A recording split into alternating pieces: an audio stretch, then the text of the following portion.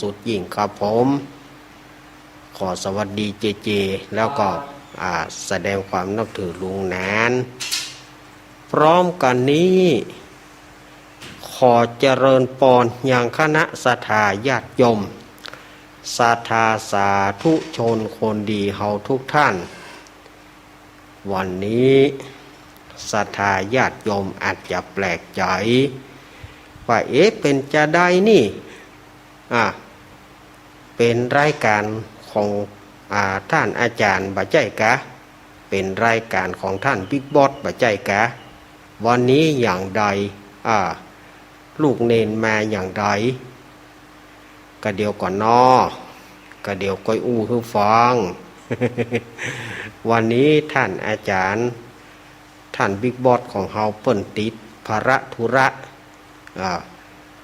เพราะว่าวันนี้เปิ้นมีธุระเปิ้นไปที่ปุณณะหม่อนภาษีสองเมือง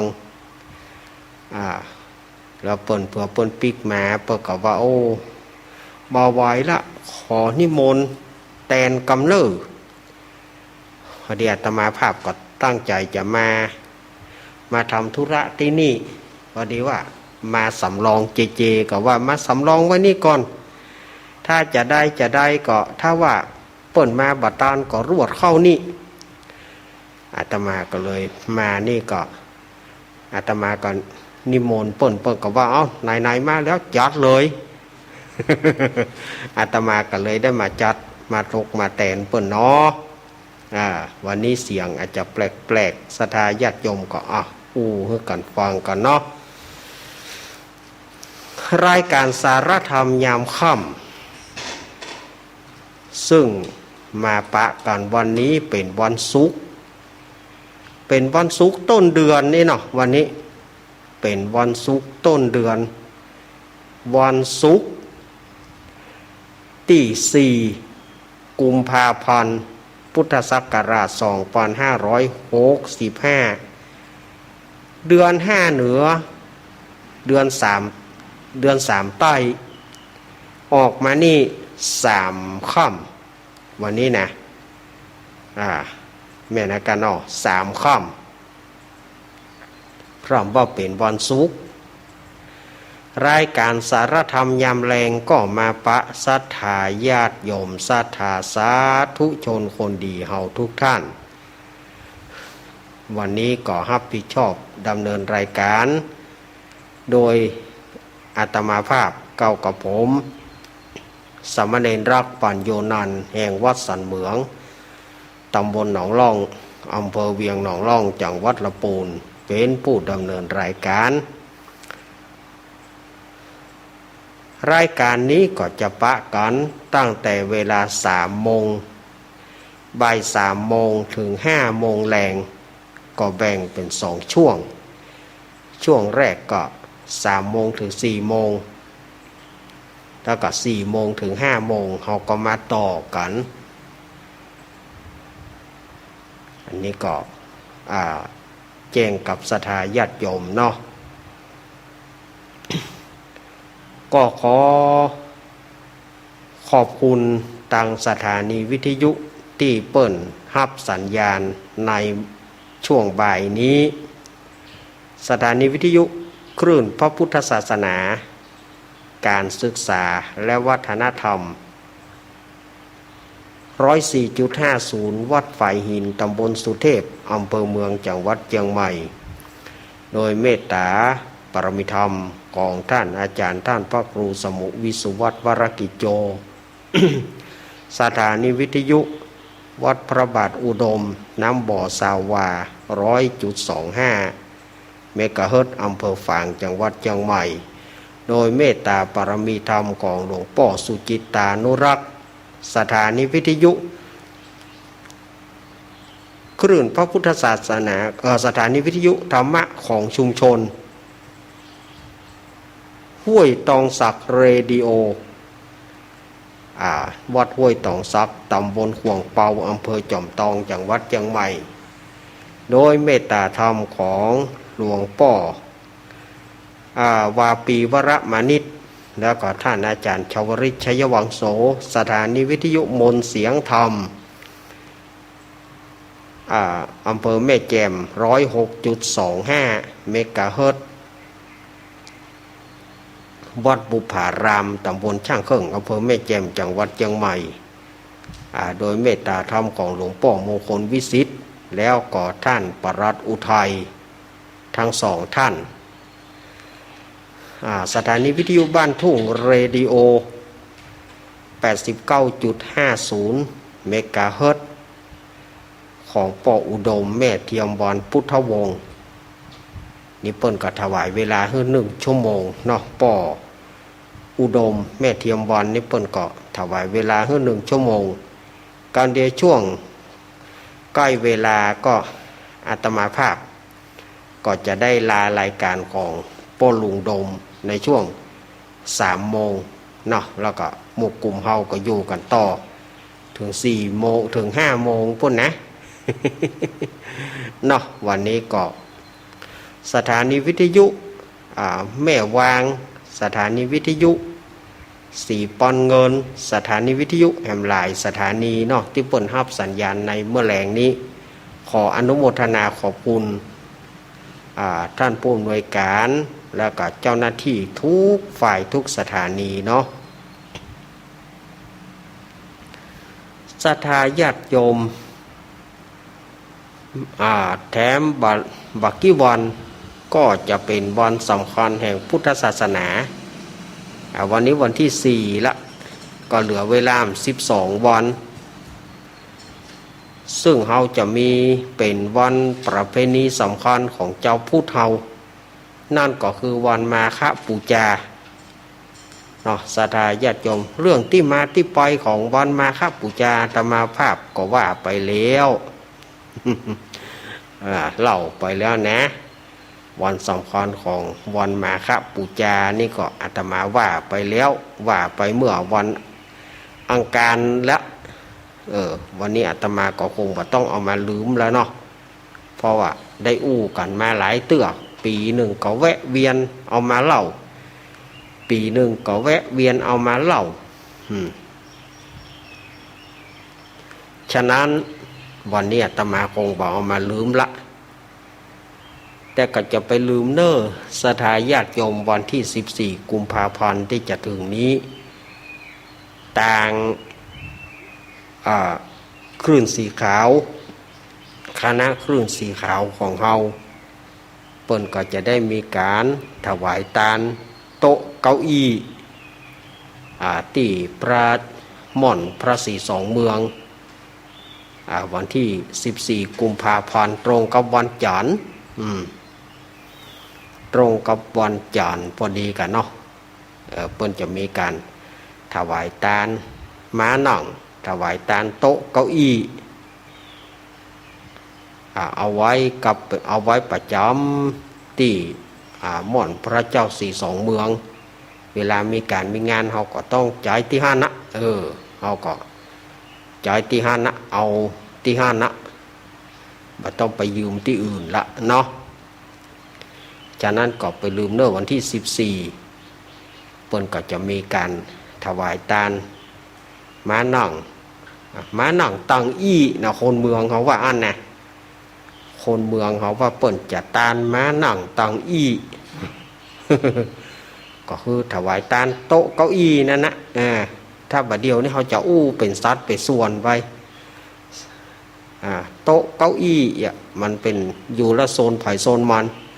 สมัยก่อนต้านอย่างเปิดจะต้านม้านั่งตังอี้กำเมืองเขาแต่เนี่ยมันจะว่ากันอย่างอี้ต้านม้านั่งตังอี้เฮ้ยสมัยเนอะนี่ก็วันที่14 กุมภาพันธ์เปิ้นเป็นวันแห่งความรักเอาภาษาวัยรุ่นนะภาษาวัยรุ่นว่าวันแห่งความฮักแต่เฮาเป็นวันแห่งการทำบุญ ส่วนกระแสกันเปิ้นแสดงความฮักเฮาก็แสดงการทำบุญวันเดียวกัน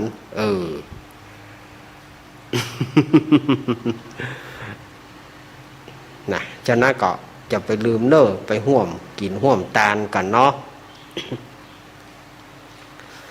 วันนี้อาตมาภาพบ่ได้กะได้เกียมอย่างตั้งใจว่าจะมาสำรองไว้นี่บ่ได้แต่พอดีได้รับฉันทานุมัติได้รับอนุญาตแล้วอาตมาก็จะเอาเรื่องกระจุบกระจิบมาเล่าให้กับศรัทธาญาติโยมได้ฟังกันเรื่องกระจุบกระจิบเป็นเรื่องที่เป็นนิทานพ่องอายังพ่องเนี่ยกะเอามาเล่าให้ศรัทธาญาติโยมสาธุชนเขาได้ฟังอาตมาเก็บเล็กผสมน้อยเก็บเล็กผสมน้อยเอามาอู้มาจ๋า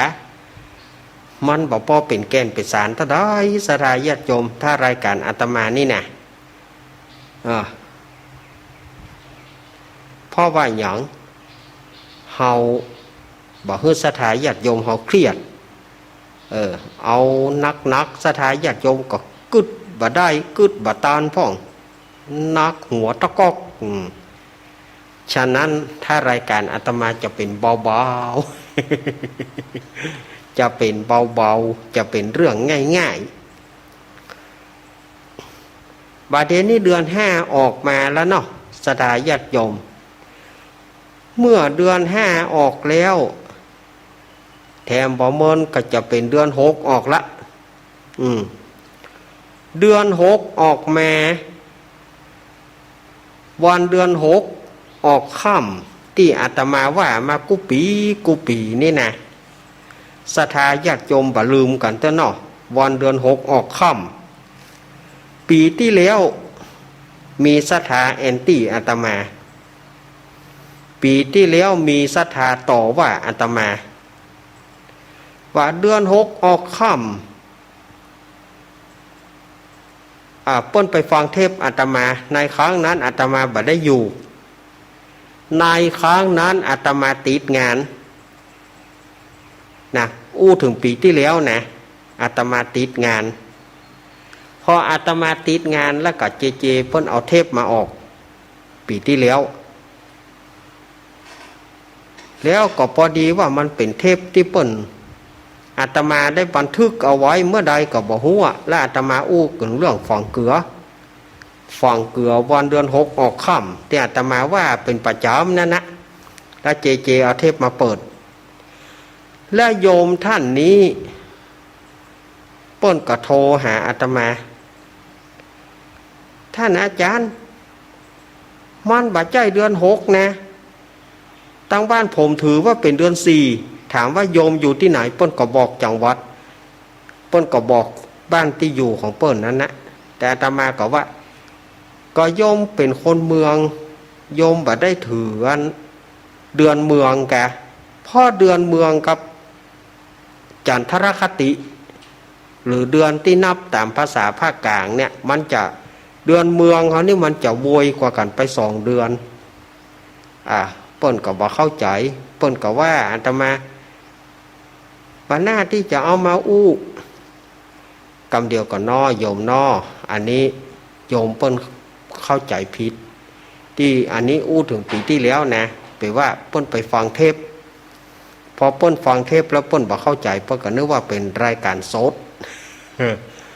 แต่พอดีว่าอาตมาก็อู้ให้กันฟังว่าเดือนเมืองกับนับแบบไทยเนี่ยยามว่าเดี๋ยวนี้ตั้งใต้เนาะตั้งใต้ไปเป็นเดือน3ตั้งเฮาเป็นเดือน5ตั้งเฮานับแบบเดือนเมืองเขานี่มันจะโวยกว่ากันไป2เดือนมันจะโวยกว่ากันไป2เดือนยามว่าเดี๋ยวนี้เฮาว่าเดือน5เปิ้นว่าเดือน3เดือน6เปิ้นว่าเดือน4ฉะนั้นเป็นเดือน6เมืองยามว่าเดี๋ยวนี้เป็นเดือน5เมืองเดือน5เหนือแต่เป็นว่าเดือน3ใต้เนาะอันนี้ตังเฮามันจะโวยกว่ากันไปโวยกว่าตังใต้ไป2เดือนอันนี้ก็แจ้งกับศรัทธาญาติโยมเนาะ สุมาเตอะ สุมาเนอะประเพณีของตั้งเหนือเฮาเมื่อถึงเดือน6ออกค่ำเปิ้นจะมีการฝังเกลือ ศรัทธาญาติโยมพอถึงเดือนหกออกค่ำเนี่ยเปิ้นจะมีการฝังเกลือไว้ที่มุมบ้านเปิ้นว่ากุปีนี่อาตมาภาพอู้บาละเอียดเพราะจริงอาตมาภาพอู้เรื่องการฝังเกลือนี่อาตมาภาพก็อู้ไปเป็น10 กว่าปีละแต่ญาติโยมเปิ้นก็บอกว่ามันบาละเอียดเตื้ออบางทีเฮาก็จะว่าโวยไปพ้องแจ๊ สุมาเลยบางทีเฮาอาจจะอู้ไปโวยไปพ้องแจ๊ศรัทธาญาติโยมบาตานเข้าใจเตื้อกะอย่าฉะนั้นอาตมาก็จะกล้วยอู้ไปเรื่องของการฝังเกลือเดือนหกออกค่ำเดือนหกเมืองเขานี่นะ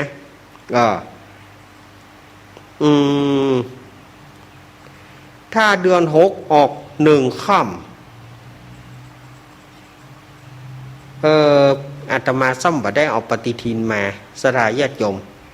ถ้าอาตมาเอาปฏิทินติดมือมาอาตมาจะรู้ว่าเป็นวันที่อย่าง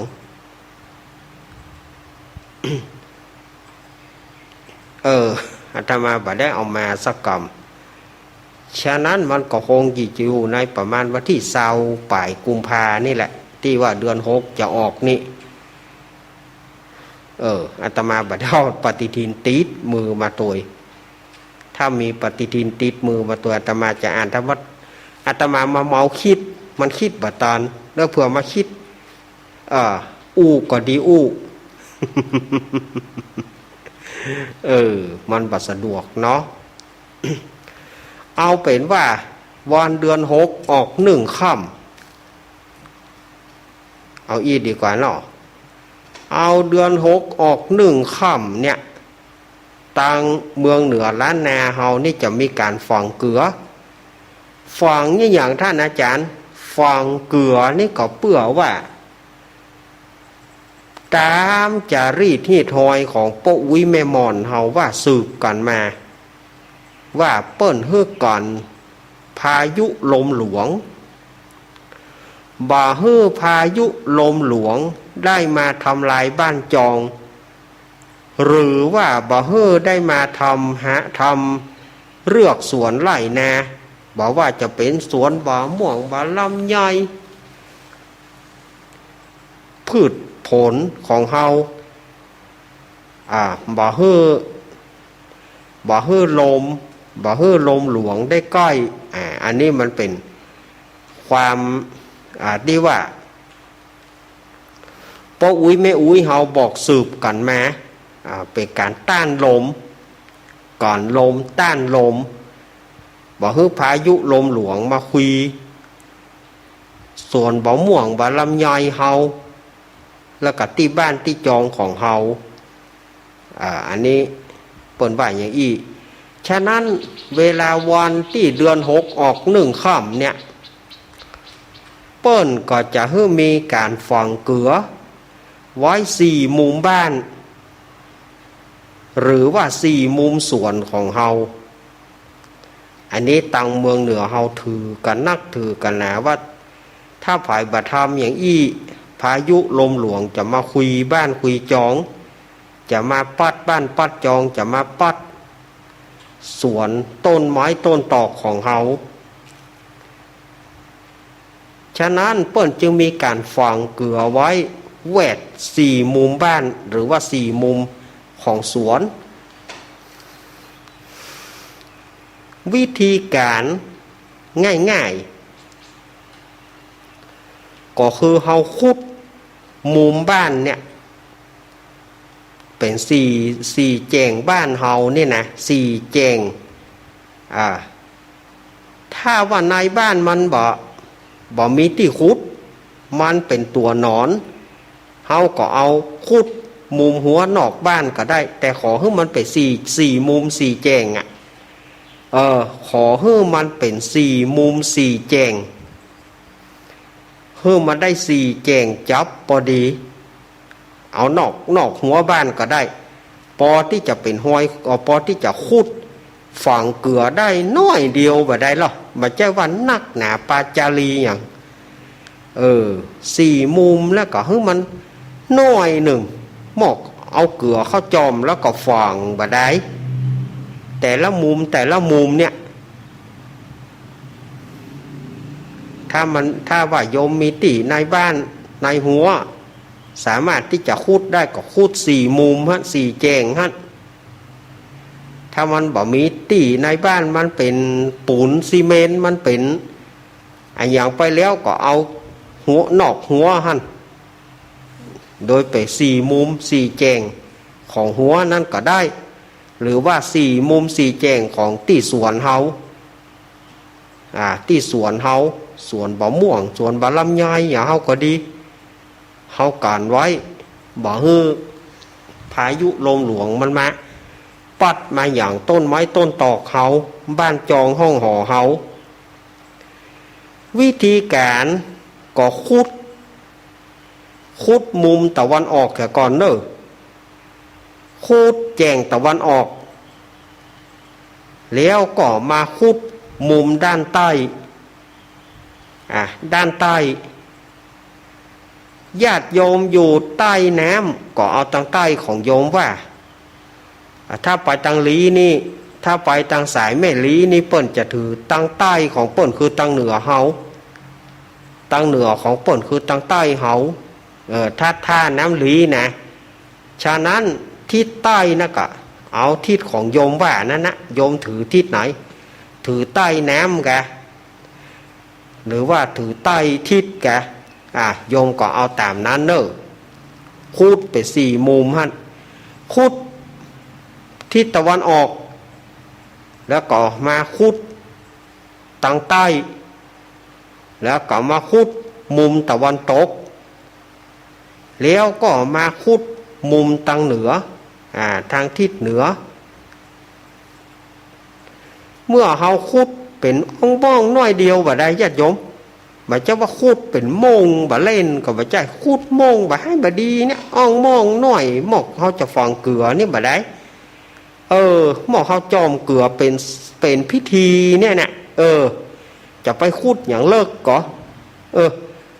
จะว่าจะให้ญาติโยมคูดจนเลิกไปซอกเป็นวามใจนะคูดหมอกน้อยเดียวถ้ากะพอจะฝังเกลือนะบ่ได้สี่ทิศนี่นะสี่ทิศนี้ที่อาตมาว่าเนาะคุดทิศตะวันออกก่อนมุมตะวันออกก่อน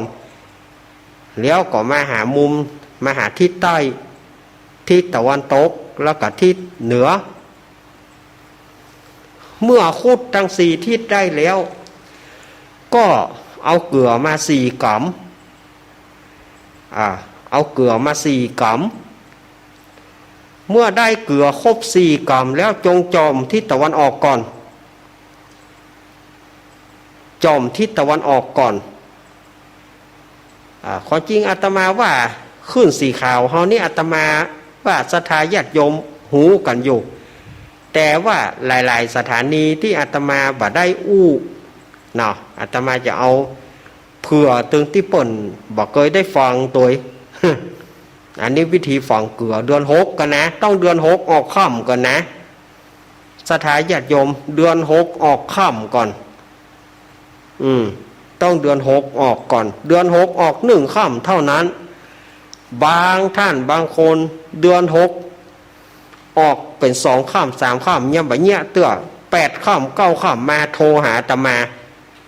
ฟังเกลือจะฟังเกลือท่านอาจารย์อาตมาว่าตั้งแต่หลายปีมาละอาตมาถึงบอกว่าฮือฝังเกลือการพายุการลมเนี่ยวันเดือน6ออก1ค่ำเท่านั้นเดือน6เหนือนี่นะเดือน6เหนือนะคือศรัทธาญาติโยมพอปฏิทินนั้นวันเดือน6เหนือของเฮาขึ้น1ค่ำออก1ค่ำเนี่ยคือญาติโยมฝังเกลือเพื่อการยั้งการพายุลมหลวงบ่ฮื้อได้มาปัดบ่ฮื้อได้มาอย่างกับต้นไม้ต้นตอกแล้วกับบ้านจองของเฮาอันนี้อาตมาภาพบอกไปว่า ศรัทธาญาติโยมคุดมองเนาะแปลงมองมาให้แบบดีเนี่ยคุดมองตะวันออกแล้วก็มาแจงใต้มุมใต้แล้วก็มามุมตะวันตกแล้วก็มามุมเหนือเข้าใจนะแล้วก็เอาเกลือมา4 กำเกลือ4 กำนี่ก็จอมที่ตะวันออกก่อนศรัทธาญาติโยมจอมที่ตะวันออกแล้วก็ว่าอีอ่างสระอีนี่นะอีเนี่ยเฮ้ยญาติโยมจอมเข้าไปแล้วก็บริกรรมคำว่าอีสั้นๆอ่างสระอีเนี่ยศรัทธาญาติโยมเนาะอีเอาจอมแล้วก็ว่าอีแล้วก็ฝังเอาดินเข้าถมมงนั่นเหรอมงเกลือนะแล้วก็มามุมใต้ต่างที่ใต้ก็เอาจอมอย่างเดียวกันนะเอาเกลือกำที่2จอมในมงแล้วก็ว่าสวาสวอาสวาแล้วก็ถมแล้วก็มาหามุมตะวันตกก็เอาจอมแห่งกำ1แล้วก็ว่าสุสออุสุแล้วก็ถมแล้วก็มาทิศเหนือมามุมเหนือมุมบ้านก็ดีมุมสวนก็ดี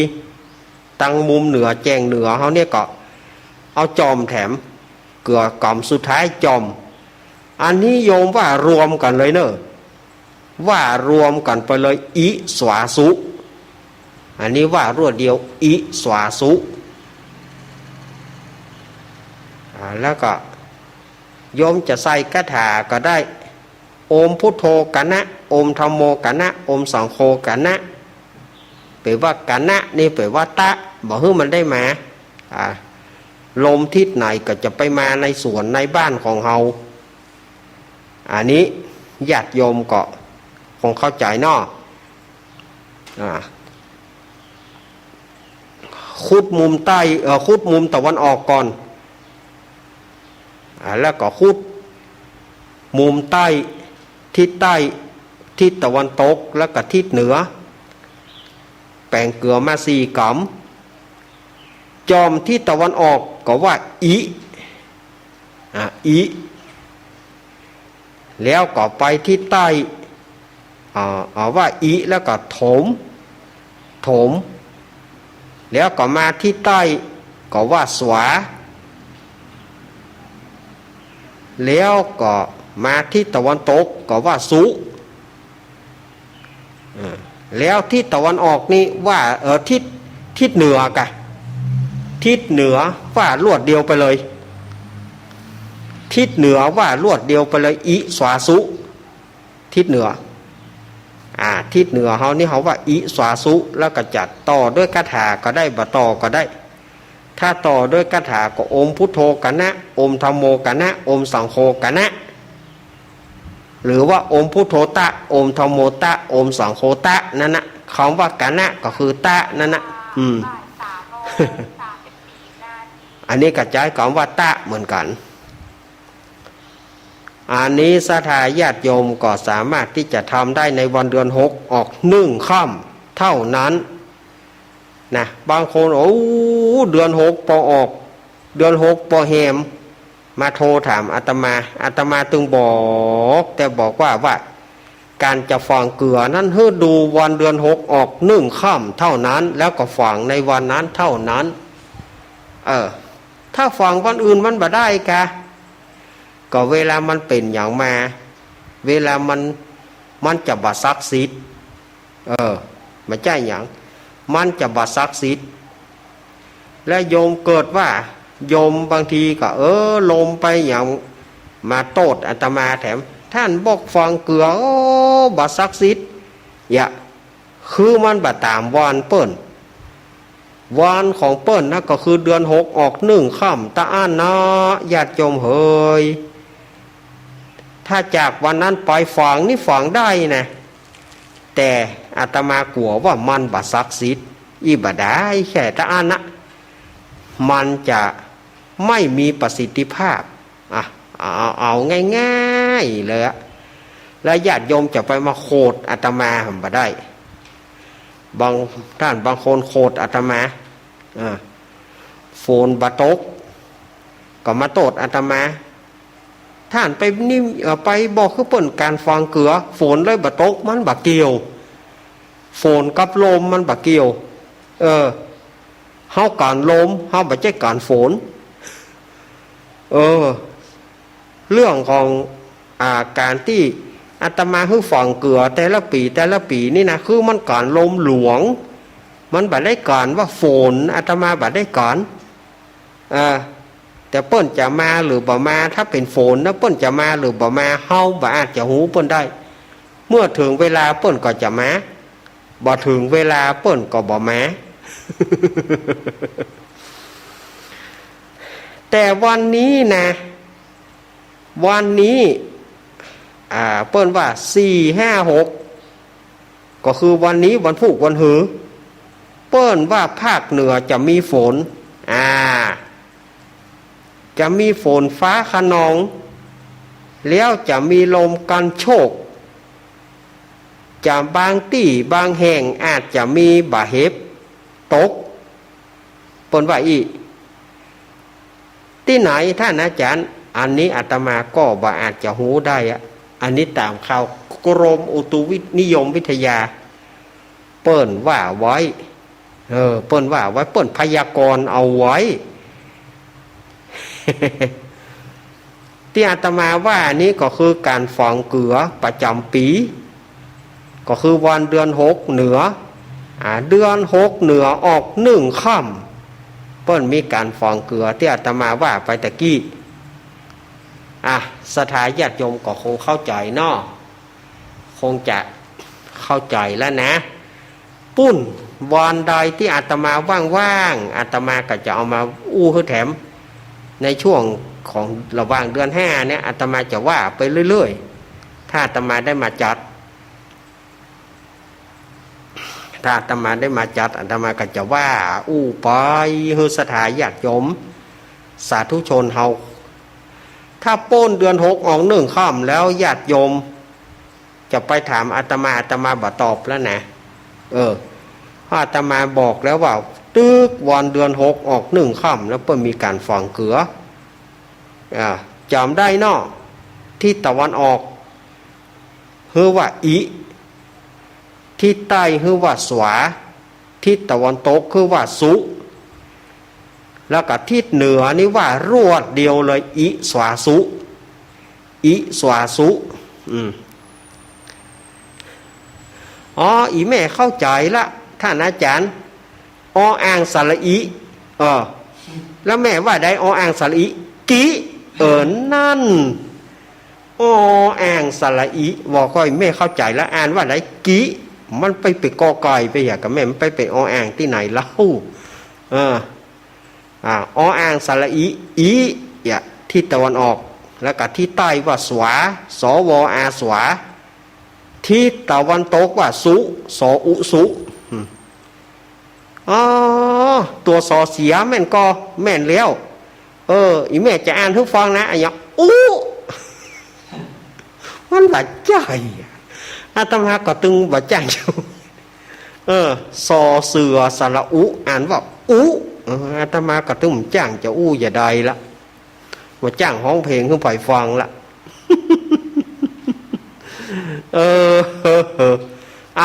ญาติโยมเข้าใจเนาะถ้าบ่เข้าใจจะได้ช่วงเปิดสายก็ก้อยโทรมาเนาะเนาะวันนี้ก็ให้ได้สาระสักหน่อยก็ยังดีเนาะแล้วเรื่องกินพักขี้เล็กแล้วท่านอาจารย์มันก่อยไปอยู่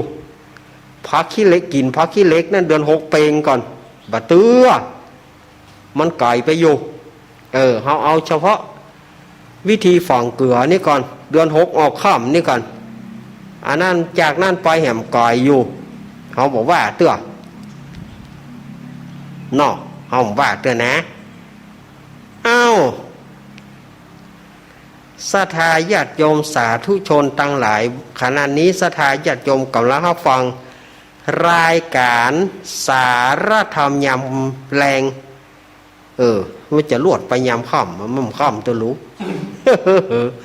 สารธรรมยามแรงประจำวันศุกร์ที่4 กุมภาพันธ์โอ้วันพุกนี่วันเหมาะวันแหงเนอะวันพุกนะไผจะแปลงไงยังก็แปลงวันพุกเนอะไผจะแหกไอ้ยังก็แหกวันพุกเนอะแต่ว่าตังเมืองเหนือเฮานี่เดือน5เปิ้นบ่แหกบ้านแหกจองแต่วันพุกนี่วันมันแหงเสาร์5โอ้โหนะอย่างได้อาจารย์ก็วันเสาร์ที่5เพื่อนเขาบอกวันเสาร์5โอ้ถ้าญาติโยมแปลงบ้านแปลงจองวันนี้นะก้อนกุ้งรุ่งเรืองเนอะก้อนกุ้งรุ่งเรืองเนอะก้อนกุ้งรุ่งเรืองแต่คนเมืองเขานี่จะบะแปลงบ่ไปบ่แปลงเรื่องบ้านเรื่องจองเรื่องอะไรอย่างก็ดี เพราะว่ามันเป็นเดือน5มันเป็นเดือนกี่นะเดือนกี่นี่ไผบ่ค่อยเนี่ยหยังจะไปเดือนกู้พุ่นศรัทธาญาติโยมบาเดียวนี้3:42 นาทีก็เหลือเวลาแหม18 นาทีช่วง18 นาทีอาตมาก็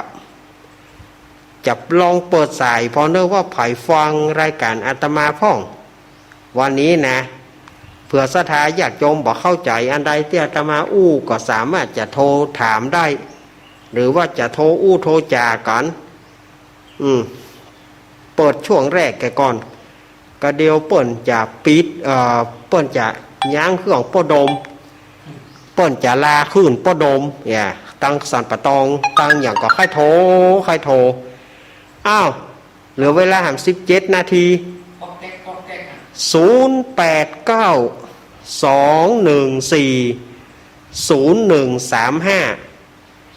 0892140135โทรมาหาอาตมาได้เลยเนอะฝ่ายจะโทร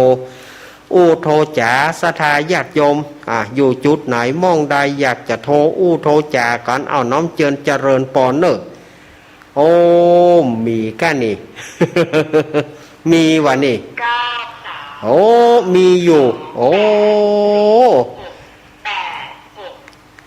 เจริญปอน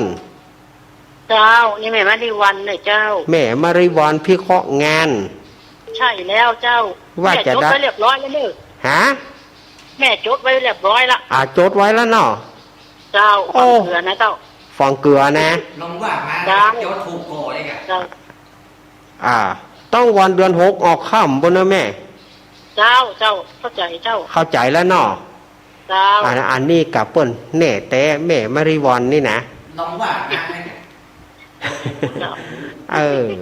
ลองว่ามาจดถูกว่าแม่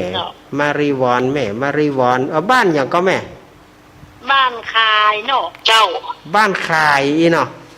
เจ้าบ้านคายนอกแม่นาวางแม่ถูกว่าลองว่ามาแม่นาวางแม่อายบ้านคายแม่นาวางตำบลแม่นาวางอำเภอแม่คายเจ้าแม่โจทย์แล้วเนาะเจ้าโจทย์เรียบร้อยแล้วเจ้าโจทย์แม่ลองว่ามาเหรอแม่ลองว่ามาเหรอที่อันท่านเรนบอกน่ะน่ากะอีสาสุแม่นก็แม่ละแล้วทางทิศเหนือนี่ว่าลูกนั่นนะอันนี้กะเก่งจริงๆแม่พุทโธกานะอีกกระดอกครับโอมพุทโธกานะโอมธัมโมกานะโอมสังโฆกานะอันต่อแม่ได้จดตอนเดียวก็เอาเนี่ยกะก็พุทโธธัมโมสังโฆฮะกะจดเอานั่นน่ะกะแม่เอาอันนั้นเนาะยินดีแม่มาริวันเนอร์ขอบคุณเนอร์ครับเจ้าอีกะอันนี้เป็นหม้อแม่นแต่แม่มาริวันพี่เคาะงานปุ้นขอบคุณนะแม่ขอบคุณเนอร์บ้านขายนอก แม่นาวางแม่อายโออาตมานี่ยังไปบ่ถึงแต่ไหนแม่อายนี่ไปป่าแดงอาตมาขับไปป่าแดงเหรอไปตาตอนเหรอเนี่ยที่ได้ไปอ๋อแม่เขาเข้ามาตอนไหนเข้าไปในแถมเข้ามาในถึง5 โล 6 โลก่อนโอ้ไว้ได้มีโอกาสจะไปให้ทั่วนะเนาะใช่แม่เขาอยู่วัดอันนี่กายจากวัดทำนิกาวาสแล้วก็บ้านแม่เขาอยู่วัดศรีละอาดยินดีแม่เนอะเจ้าแม่มาริวานที่เคาะงาน0892140135มาสายแรกจากแม่อายสายที่2ยังไม่มาเตื้อมากอ และจะว่าสายอาตมานี่บอกว่างอีหมะเนอะ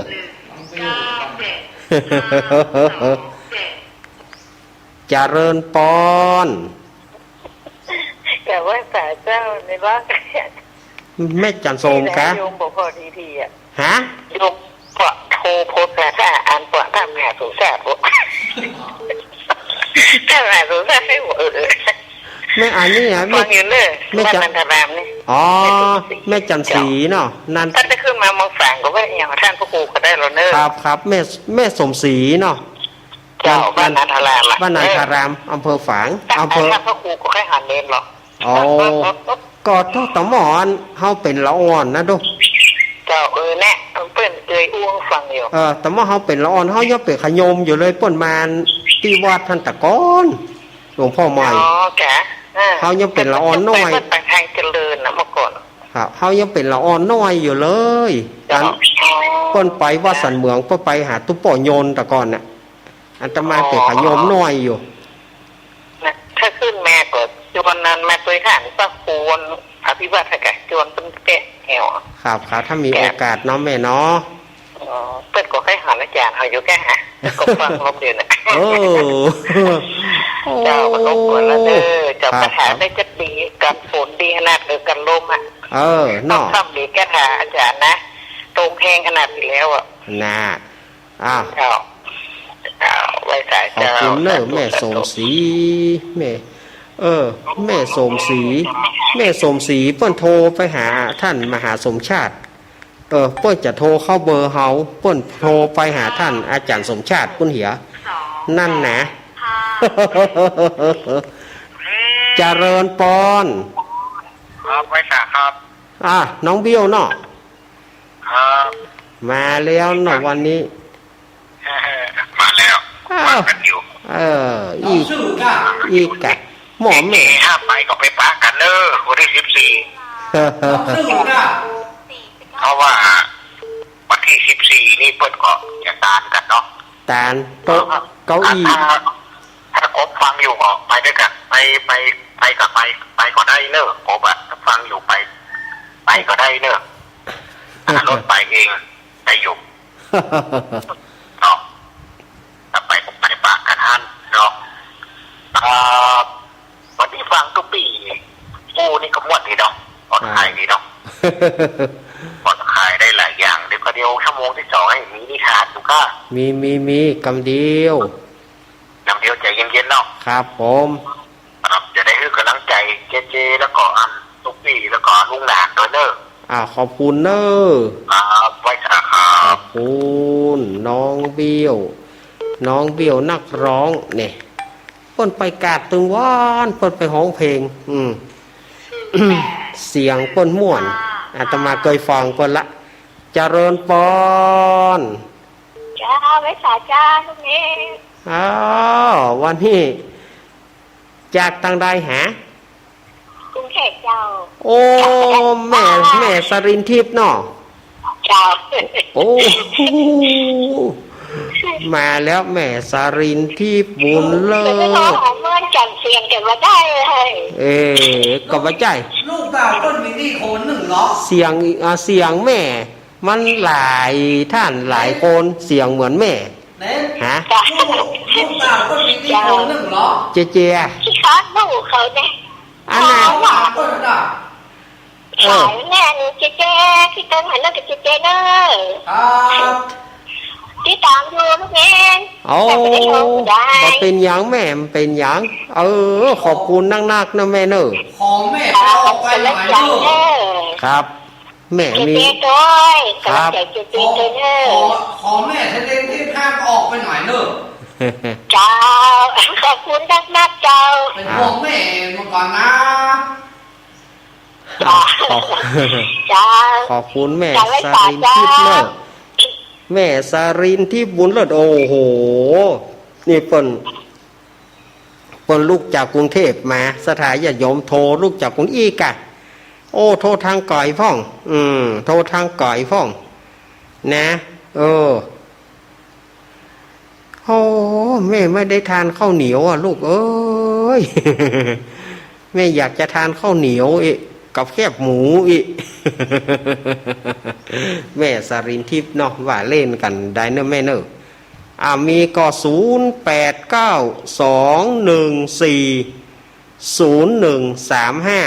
โทรเข้ามา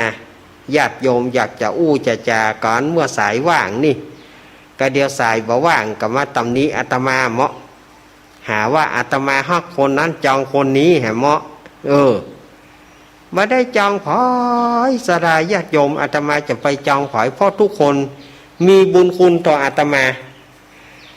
าอู้ไปบ่มีคนฟังก็อาตมาจะไปอู้ฝ่ายฟังอ่ะ เจริญปอนติดแล้วเนอะ แต่เจ้าแต่ไม่แก่เจ้า เอาติดแล้วแม่แจมเนาะ เจ้า แม่ยัง แม่ขันเจ้าเจ้า แม่ขันเกี้ยวอีเนาะ เจ้า ช่างเคย อาจารย์ โอ้ย เข้าใจดีเด้อ เข้าใจเนาะ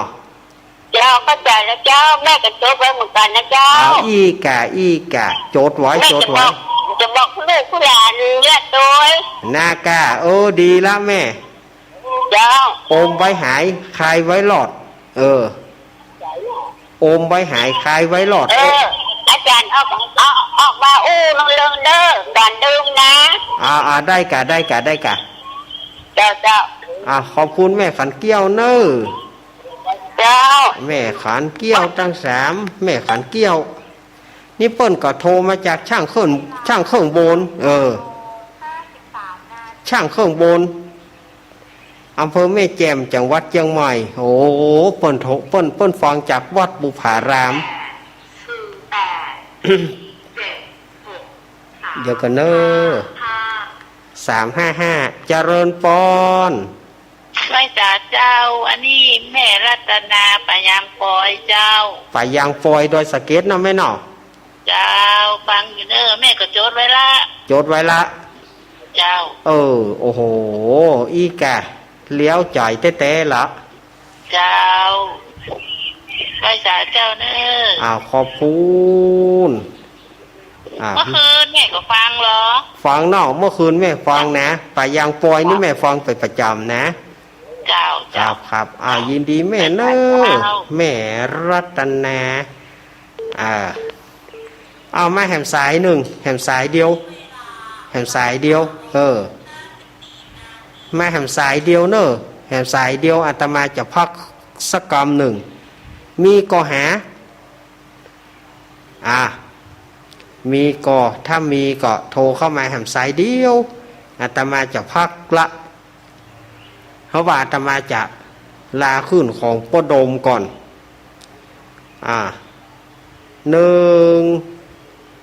2 3บ่มีไผแล้วบ่มีไผก็ช่วง2เนอะช่วง2เนาะเอาไว้ช่วง2เนอะแม่เนอะโยมเนอะเนี่ยอาตมานับตะกี้บะโทพออาตมาจะปิด0มันแม่นแล่นมาอาตมาพักช่วงก่อนอาตมาลาคลื่นป้าโดมก่อนเนอะขอให้ป้าโดมและครอบครัวมีความสุขความเจริญมุ่งมั่นปรารถนาสิ่งไหนขอสมความมุ่งมั่นปรารถนาเจ็บไอไข้เมื่อยบ่ให้ได้มีอย่าเจ็บอย่าจนคำว่ายากจนข้นแค้นคำว่าบ่มีอย่าได้ปะ กับพ่อโดมเนอร์กะเดียวคลื่นสีขาวเขาอยู่ต่อเนอร์ช่วงที่2อาตมาลาคลื่นลุงโดมอาตมาพักกั๊มเดียวเจริญปอน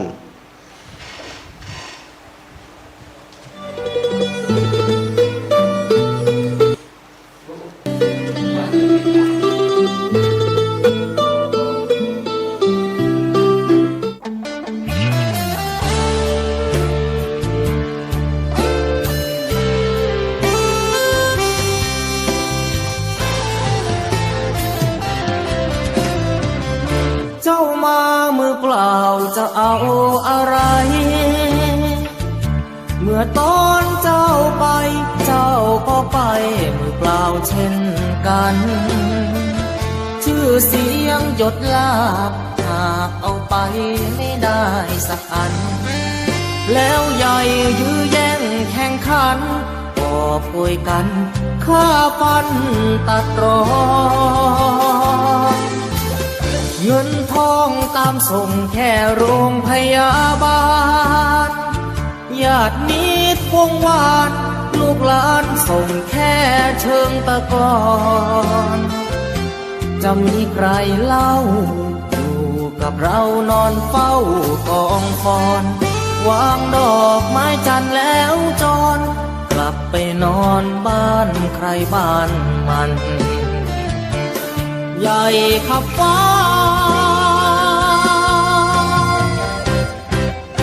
แต่ยังเล็กกว่าฟ้าลงตึกโตโอทงสุดท้ายนอนลงเหมือนกันไปไม่กลับหลับไม่ตื่นฟื้นไม่มีวัน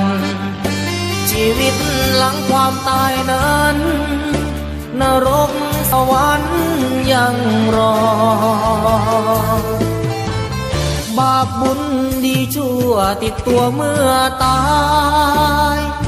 เงินทองมากมายคนเอาไปไม่ได้หรอกน้อร่างนอนแน่นิ่งไม่ไหวติ่งเหมือนดังต้นตอตราสังมัดแขนผู้คอไฟไม่หงิกงอเป็นเท่าวีพง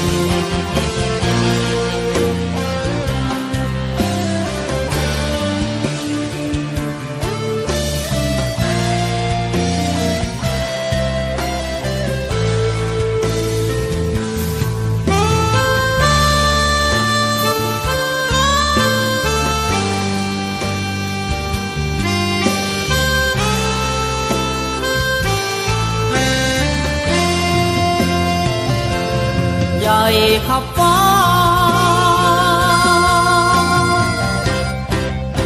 แต่ยังเล็กกว่าฟ้าลงตึกโตโอทงสุดท้ายนอนลงเหมือนกันไปไม่กลับหลับไม่ตื่นฟื้นไม่มีวันชีวิตหลังความตายนั้นนรกสวรรค์ยังรอ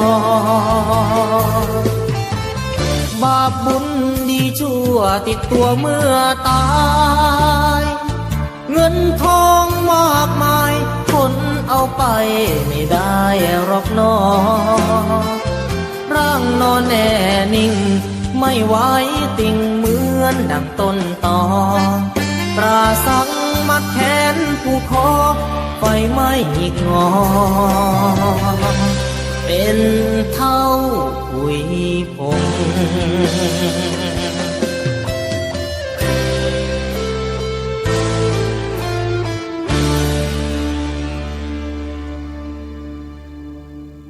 เมาไม่ขับ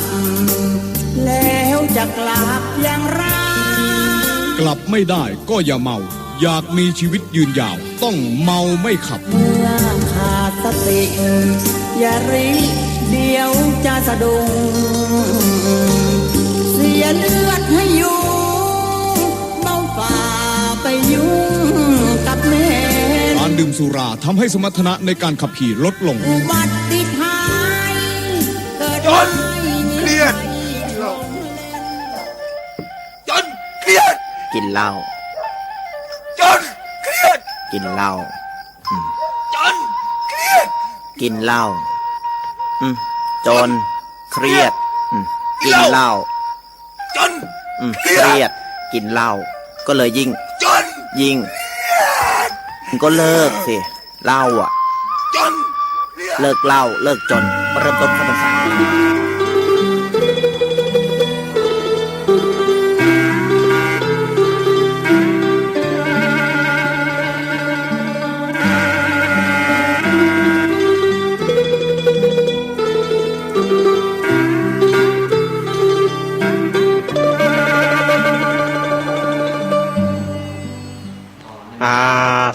เอาละ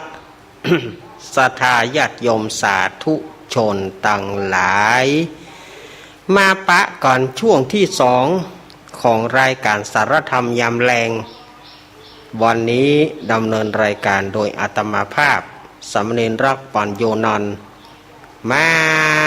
มาจากศรัทธาญาติโยมวันนี้ ก็ตะกี้ก็ขอโทษกับศรัทธาญาติโยมเนอะเจเหมือนจะปิดไม้นาดไปปิดตึงมด ไปปิดตัวเพลงไปเหียตั้งใจจะปิดไม้บ่ได้นี่เพลงดับนี่บอกว่าขอโหดเนอะขอโหดเนอะนี่แหละขอโหดเนอะไปปิดตัวมิดนี่ล่ะ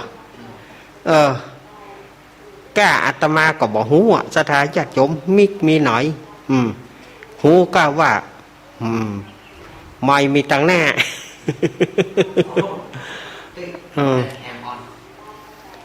ะไรอย่างญาติโยมอาจจะมีเสียงแบ็คกราวด์อาจจะมีเสียงเล็ดลอดทางวิทยุของท่านเนอะเพราะว่าทางอบต.เนาะเครื่องเสียงจากอบต.เปิ่นกล่าวเปิ่นประชาสัมพันธ์งานอย่างหูเปิ่นประชาสัมพันธ์งานเปิ่นทางอบต.มันก็อาจจะเล็ดรอดเข้าทางวิทยุของญาติโยมเนาะมาปะกันช่วงที่สองนี้ตะกี้อาตมาก็อู้กันเรื่องฝังเกลือไปละตะกี้นะทีนี้เฮาก็มาฟังเอานิทานดีกว่าเนาะฟังเอานิทานดีกว่านิทานวันนี้อาตมาภาพจะเอามันเป็นนิทานกับบ่ใจมันเป็นเจี้ยเล่าเป็นเจี้ยที่เปิ้นเล่าสืบกันมาศรัทธาญาติโยมเป็นเจี้ยที่เปิ้นเล่าให้ลูกให้หลานฟังตั้งแต่สมัยอดีตมาตั้งแต่สมัยอาตมาเขาน้อยๆเปิ้นเล่าเจี้ยให้ฟังเปิ้นว่าเจี้ยเรื่องนี้เปิ้นว่าโคนกัวป่าจ้าคนเท่ากัวป่าจ้า มันเป็นจะใดคนเท่ากัวป่าจ้าเปิ้นว่ามีโป้อุ้ยคนหนึ่งอยู่บ้านตั้งแต่เมื่อใดเมื่อเบามาละก็ไปกึดใจว่าบ่อยากจะคือเปิ้นเอาไปเผาตายไปแล้วบ่อยากคือเปิ้นเอาไปเผาจะเงี้ยจะใดที่ถ้าตายไปแล้วจะบ่ถูกเผาเป็นเพราะว่าเนี่ยอันนี้ความคิดของป้าอุ้ยนะถ้าบ่มีป่าจ้าก็คงบ่มีการเผาคนก็ย้อนมันมีป่าจ้านั่นนะตายไปแล้วก็เอาไปเผา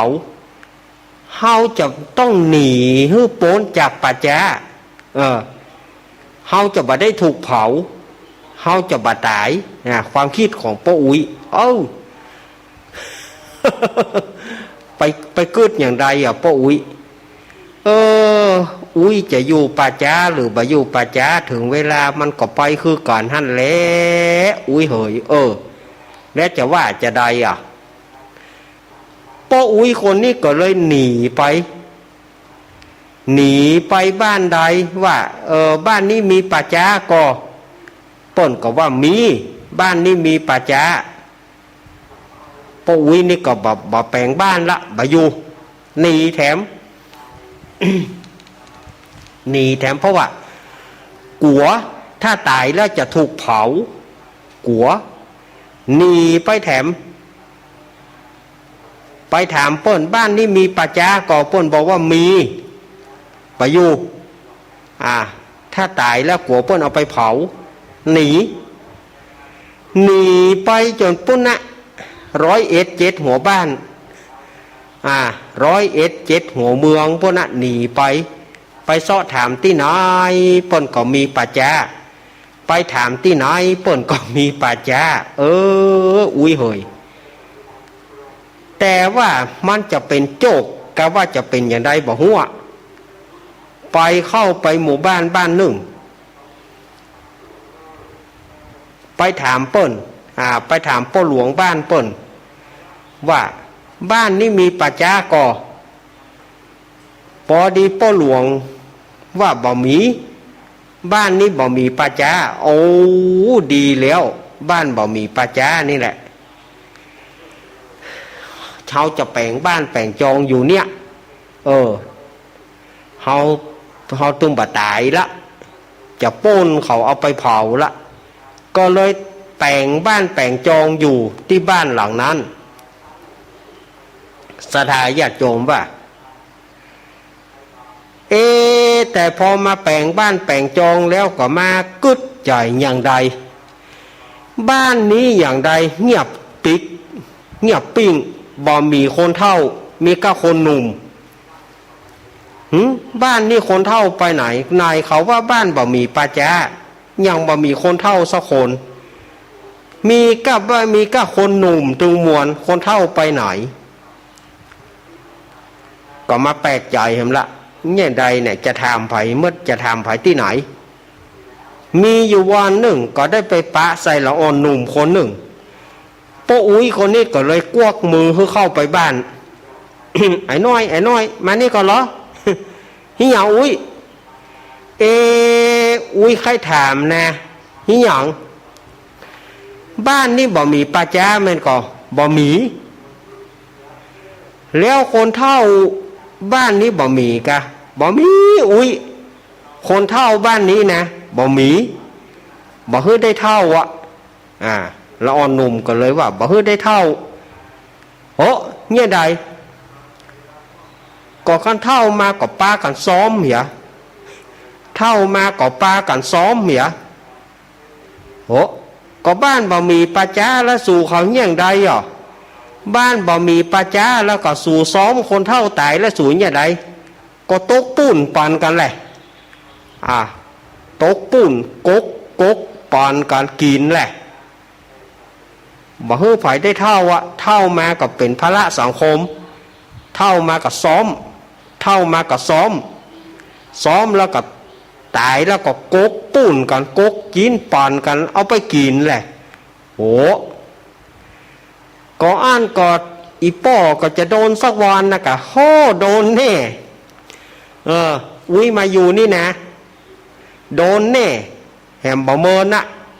เดี๋ยวจะมาจัดการละป้าอุ้ยคนนี้ก็เลยบอกขนาดว่าหนีไปที่บ้านบ่มีป่าจ้าก็ยังว่าถูกทารุณเท่ามากับซ้อมแล้วเอาไปกินกันเฮาก็จะสักวันเขาก็เอาเฮาไปกินบ่ไหวแล้วปีคืนบ้านเก่าดีกว่าปีคืนบ้านที่มีป่าจ้าดีกว่าโว้ย เนี่ยเพิ่นว่าอยู่ จะหลอดไปไหนจะมีป่าจ้าหรือบ่มีมันก็ตายเหมือนกันนั่นแหละป้าอุ้ยเฮ้ยเนาะอย่างใดบ่เตื้ออีก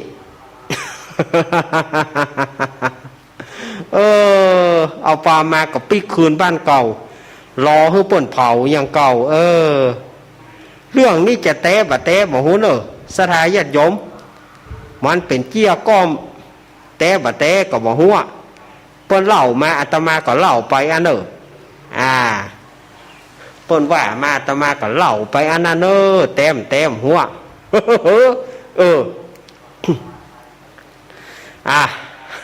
เราเจียคือสถาญาติโยมได้ฟังกันเป็นอันม่วนอันงานเนาะม่วนบ่ฮู้แต่มันเป็นเจียขี้เก่าอาตมาก็เลยเอามาลืมมาเล่าคือสถาญาติโยมได้ฟังแต่ทำก็บ่เปียแม้วันนี้ เฮาฟังละครเบาสมองบ่สถาญาติโยมเฮาฟังละครเบาสมองกันแล้วกันวันนี้นะเฮาบ่ต้องไปเรื่องเครียดกันละฟังละครเบาสมองกันแล้วกันวันนี้ทีมงานลุงอ้ายและสหายจะมาเล่นละครเบาสมองละครประกอบเพลงให้ฟังส่วนจะเป็นเรื่องอย่างนั้นเดี๋ยวให้ไอ้ก้อนมารายงานเอาไอ้ก้อนจะมาไอ้ก้อนแล้วก็ทีมงานของลุงอ้ายจะมาเล่นละครเนอะ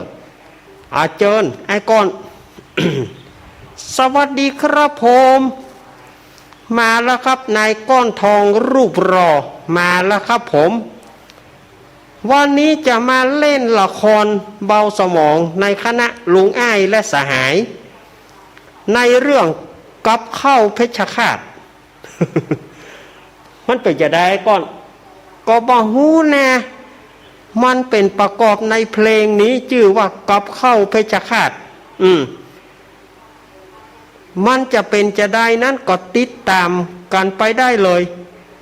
ในทีมงานของลุงอ้ายและสหายเรื่องกับข้าวเพชรฆาตส่วนว่ามันจะเพชรฆาตจะได้ฟังกันต่อไปเชิญรับฟังครับผมก้อนห้ยนี่อย่างปอก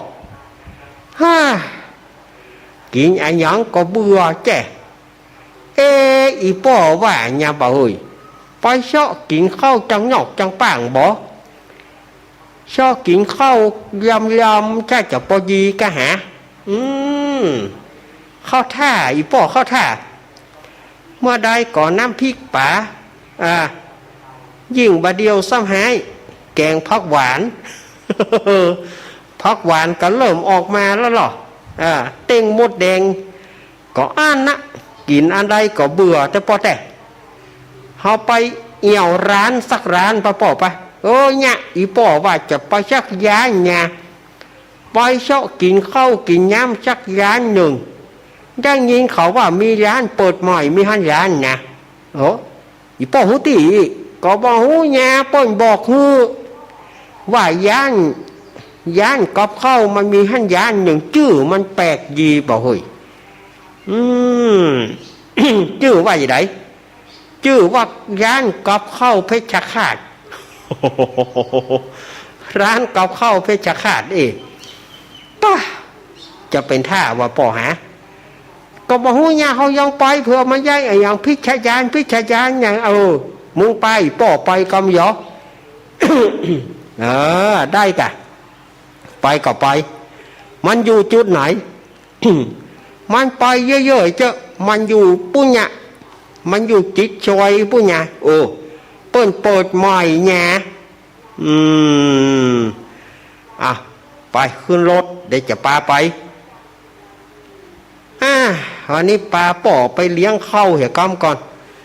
ป่อไก่น้ำพริกน้ำโพงวะไก่จอพักวะไก่สปะอยากจะไปกินร้านหรูๆอีหรออันเนี้ยกันเนี่ยหาป่อร้านกับข้าวเพชรฆาตนี่กันเนี่ยก็จะเงี้ยกะหาแหวกเข้าไปบ่แหวกเข้าไปเลยนี่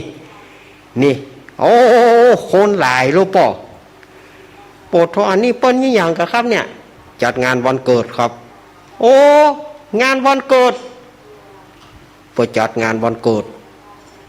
อันนี้นะร้านกับข้าวเพชรฆาตแม่นก่อครับแม่นละร้านกับข้าวเพชรฆาตเจ้ามันอย่างสวกแต่สวกว่าบ่ได้สวกธรรมดา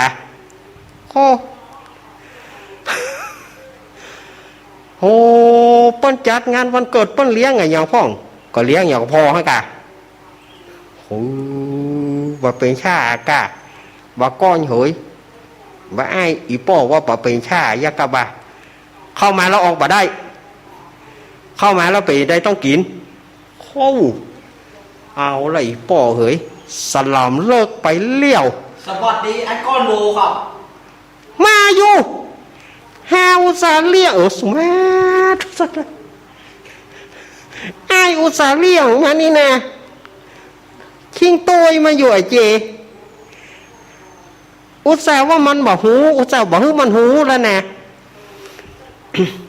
เดี๋ยวก่อนไอ้พอเมนูร้านกับข้าวเพชรฆาตนี่ก่อน เขามาพออย่างนั่งโอ้นั่งเลยเข้ามามันมีสิทธิ์เลือกนั่งโอ้มาเป็นชายากล้าไอ้ป่อเฉยๆไว้ป่อนั่งพอมันเหรอนั่งพอมันเหรอมันจะว่าใหญ่เนี่ยวันนี้เป็นวันเกิดของเปิ้ลเป็นวันเกิดของแม่เฮาวันนี้เปิ้ลมีกับข้าวพิเศษเอาอีแม่แกงหยังอีแม่มีหยังพ่องบอกไปเลยกับข้าวพิเศษอีแม่วันนี้กับข้าวเพชรฆาตอีแม่บอกมาเลยโอ้ชาวโมมีอย่างกะหือกับข้าวเพชรฆาตนี่ฟังเอากะบ่ไปฆ่าอยู่ไงแจ๊Play by US บ่ไปฆ่าอยู่ไงแจ๊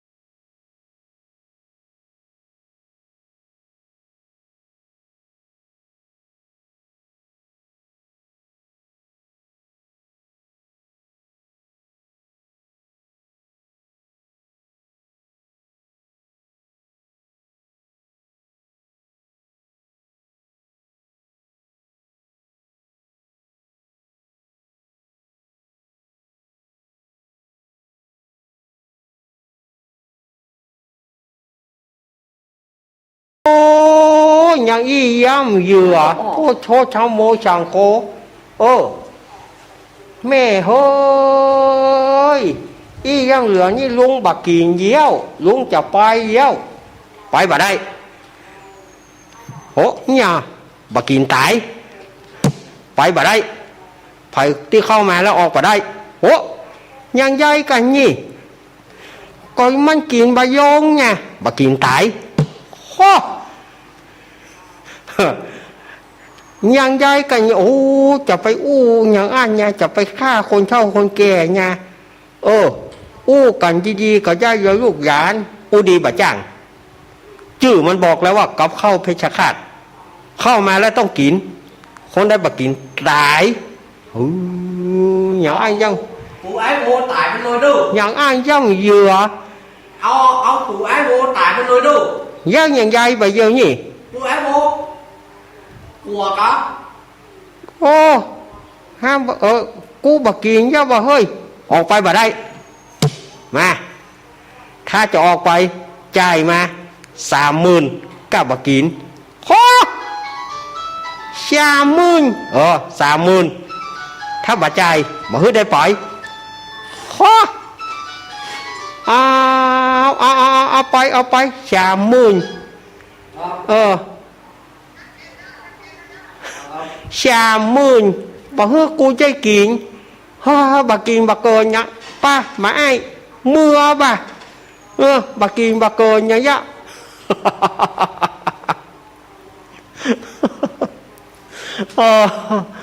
สถาญาติโยมฝ่ายจะเอาพ่องหาเมื่อแรงนี่ฝ่ายจะเอาพ่องกับข้าวเมนูเมื่อแรงนี่กับข้าวเพชรฆาตเมื่อแรงนี่ฝ่ายจะเอาพ่อง น่อ ลุงอ้ายบอกเอาติ๊กบอกเอาตายแล้วบอกโอ้เมื่อยะเชียงกะเชียงกะความฉลาดน้อยไปเหี่ย30,000ทั้งโมสังโคปอเนี่ยบอกเข้ามาแถมช้ำแล้วจะกินยังอีป่อช้ำยังพริกป่าขี้เก่าเนี่ยบ่าช้ำยังพริกป่าขี้เก่าเนี่ยบ่เอ้ยยังยอมเหลือก่อนกับเข้าเพชรฆาตอีเนี่ยโหบ่เอาจิกเนี่ย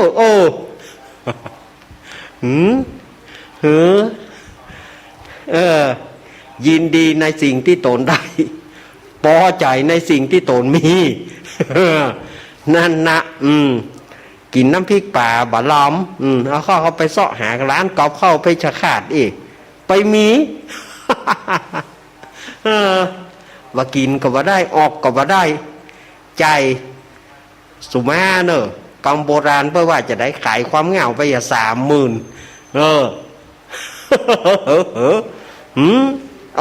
น่ะไปเหลืออย่างนี้เจจะไปก็ได้นะร้านนี้นะ ไม่สงวนลิขสิทธิ์นะเล่าเป็นเล่นเป็นละครสั้นๆให้ศรัทธาญาติโยมได้ฟังกันเนอะเล่นเป็นละครสั้นๆเนาะ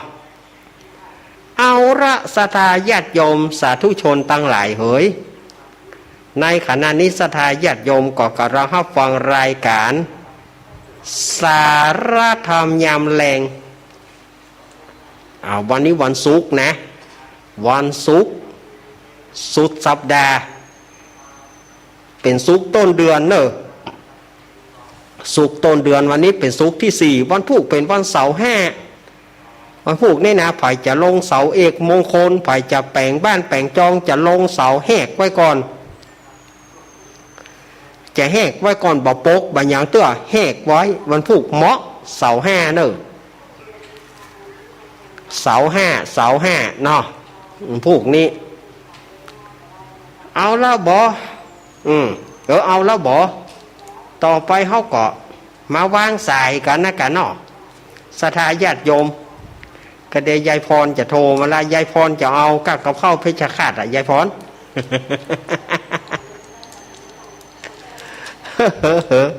ยายพรถ้าเอากับข้าวเพชรฆาตแต่ เล่นยายพรบ่ได้เนอะคำเดียว เพื่อศรัทธาญาติโยมเขาได้โทรมากันวันนี้ตอนนี้บ่าย4 โมงกับ25 นาทีต่อไปไผจะโทรอาตมาจะเปิดสายให้แถมช่วงหนึ่งเนอะไผจะซื้อของกินแมลงนี่จะซื้อก็ได้นะกับข้าวเพชรฆาต ไอจะซื้อก็ได้เนอะกับข้าวเพชรขาดแมลงนี่นะ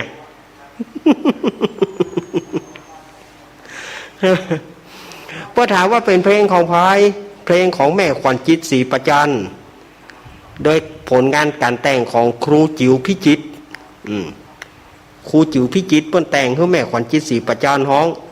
แล้วมันจะมีแห่งเพลงหนึ่งนะอาตมาหาบ่ได้ตัวแม่ครัวหัวป่าอาตมาหาบ่ได้หาที่น้อยก็บ่มีแต่เพลงที่ไปต่อเนื่องกันแม่ครัวหัวป่านี่นะ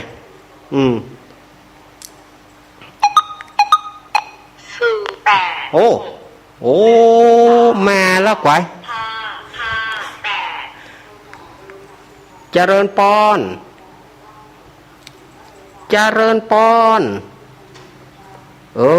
มีไหนแม่พลอยบ่ใจกาตะกี้มาใหม่เอาเปิดสายให้แล้วเนอะ0892140135โธ่เจริญปอนยายพรนี่แน่นอน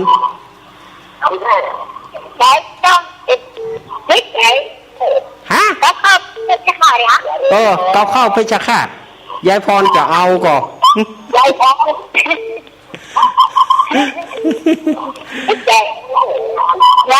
ฮะกับข้าวเพชรฆาตหน้ากากหน้ากากยายพรปิดวิทยุก่อนยายพรสุมาเตอะยายพรปิดวิทยุก่อนมันรีมันดังอยู่มันในอย่างกะ นายยายพรมันสื่อสารกับได้ยินละว่าไปเลยได้ยินแล้ว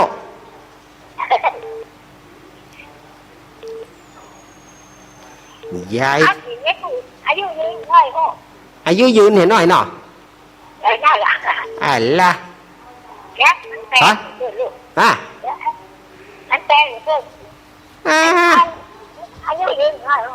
อายุยืนเห็นหน่อย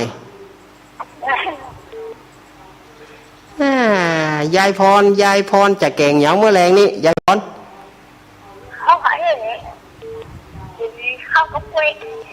โอ้กินง่ายกะโอ้โหมันลอมว่ะยายพรกินไปนั่นเนาะมันไปเจาะชื่อไหนก็ไปไม่ได้เข้ากับกล้วยนั่นเนาะเข้าปั้นกล้วยหน่วยแต่รู้นี่ เข้าปั้นกล้วยหน่วยแต่เขาฝาดใช้ด้วยห้างอย่างจะเข้าหูนี่แหละหนาวครับหนาวเมื่อเจ้าหนาวคือแรกบ่หนาวเลยครับตอนบ่ายบ่หนาวแล้วจะไปพุ่นยักษ์ก็น่าถ้าจะได้ไปวันปอยหลวงพุ่นแน่ก็พอนี่ว่าถ้าจะไปวันที่23พุ่นนึกถ้าไปเขามาบอกอายาขอบคุณยายพรเนอะขอบคุณยายพร ยายพรร้องงัวแดงสันกำแพงเชียงใหม่ยายพรบอกบ่เอาอีแม่บ่เอากับข้าวไปจะขาดในแม่กินข้าวหยางข้าวกับกล้วยดีกว่าลำดีนะข้าวกับกล้วยนี่มันคล้องคอดีหรอแม่มันจุเข้าลงดีหรอ แม่เพนมาแล้วว่าสารชาตินี้ครับชัดเจนดีแล้วเด้อชัดเจนแล้วเนาะใส่แก้วแล้วเด้อใส่แก้วละเป็นกำลังใจเน้นนี่ก็เจเจเด้อครับเดินทางปลอดภัยเด้อครับขอบคุณแม่เพนจ้าแม่เพนมาแล้วคนสู้ชีวิตแต่เจ้าเฮาได้บอกคือเปิ่นแต่เพราะว่าเนี่ยได้เฮาบ่มั่นใจว่าเฮาจะได้จัดก่อแต่เจ้าเฮามัน ข้าพเจ้าขอรับผิดแต่เพียงผู้เดียวนะเจริญปอน กลับไปสายเจ้าท่าจานเน้นว่า แม่พลอยตะกี้หลุดไปเหีย โดนยายพรตีเอา ยายพรตีปี้คืนหมด ยายพรตีอันมาตกอันเมืองฝางเทศ ตกไปเหียน่ากะ แก้ตัวใหม่ เจ้าชัดเจนดีเจ้าท่าจานเน้นละ ขอบคุณแม่พลอย ฝั่งเกลือแม่พลอยจดใส่สมุดเล่มหนึ่งเมื่อปีแล้วศักดิ์สิทธิ์ที่สุดเลยนะเอาไว้ฮะนะเอาไว้ใจต่อไปเจ้าแม่พลอยมีสมุดเล่มหนึ่งตั้งปีนี้แล้วแต่ศักดิ์สิทธิ์มากๆเลยโอ้ดีกะเนอะโอ้อีกะเจ้าขอบคุณเจ้าท่านจะได้ลาขอบคุณแม่พลอยเจ้าแม่พลอยสุริยะบ้านสีถ้อยอำเภอฝางมาแล้วโยมปี้แล้วได้ยินอยู่ได้ยินกับข้าวพี่เลน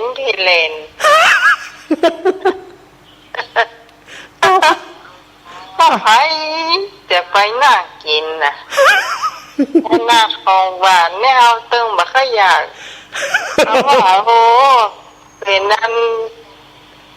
อย่างก็น้ำตาลน้ำม้อยก็มีนะต้นตาลน่ะต้นตาลเชื่อมต้นกล้วยฉาบต้นตาลจะลำโอ้เป็นอย่างพลัมเรือบอกเท้ายังมีต้องเปลือกพวกไผ่ยิบกินปลาเลือกปลาฟื้นมากันเนาะเจให้ขยากอยู่ค่ะเอาคนเดียวก็ได้เจว่าโนเวย์สวอนเวอร์มากินนั่นอย่างก็พอเขาว่าอย่าแม่พี่ซื้อมาแมลงนี่ไหนเดี๋ยวก่อนแมงวันจอมแมงมอนไปกัดอันนี้ไปกัดจะดีมาของหายากวันพุธเจอกันวันเสาร์ครับวันพุธเจอกันขอบคุณครับพี่พิสมัยวิไรศักดิ์ปีว่าปีบ่เอาติ๊กเนอะกับข้าวอีนะต้นตาลเชื่อมต้นกล้วยฉาบแกงบวชอีดาบฉันก็ทำได้อีกข้อ